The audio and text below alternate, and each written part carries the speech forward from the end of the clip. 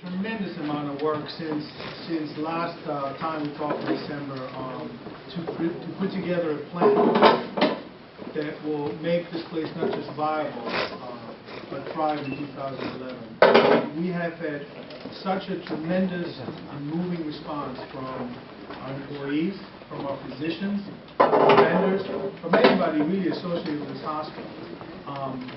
And, you know, we got distracted last week. I have to be honest that we did get distracted. You know, we had to do a lot of, so to speak, damage control. But unequivocally, I say it again, we are not close. Let me just address a little bit the events of last week, because I know we have the press here, we have employees, we have other interested parties, and I'm sure everybody wants to know, well, what happened, and you know, what was it all about, and what are you doing about it, and is it true? I think I addressed the issue of is it true.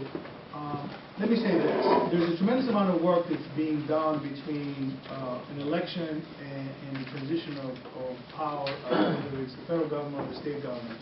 And for new governors like Governor Christie to be able to take office, they need to have transition teams that not only prepare the ground for him so he can hit the ground running with issues and so on, but also to act as sort of a liaison between the old and new administration while the transition is happening and decisions are being made that could affect the next administration. So in a very short period of time, a lot of people are put together, randomly, I shouldn't say randomly, but they're not a cohesive group or a board. They're put together and they ask, you know, look at these issues. And they don't have even time to meet that often.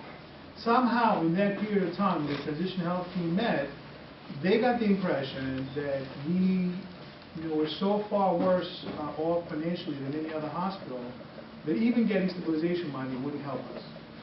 Am I happy that that perception found its way unfiltered into a report? No. But as I've said before, and I've said this to the media as well, we're looking forward to work with Governor Christie and the new commissioner that was appointed today, the new health commissioner.